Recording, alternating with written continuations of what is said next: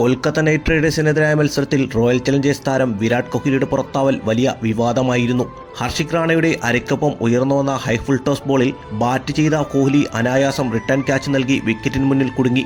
മൂന്നാം അമ്പയർ പരിശോധനയിൽ വിക്കറ്റ് ഉറപ്പിച്ചപ്പോൾ നിരാശയും രോഷവുമായി ഡ്രസ്സിംഗ് റൂമിലേക്ക് നടന്നീങ്ങുന്ന കോഹ്ലിയെ കാണുമ്പോൾ വല്ലാത്ത വിഷമം തോന്നിപ്പോയി.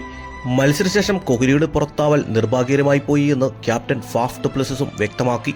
ആവേശകരമായ മത്സരത്തിൽ ഒരു റൺസിന് നിർഭാഗ്യം കൂടപ്പിറപ്പായ RCB പരാജയപ്പെടുകയും ചെയ്തു.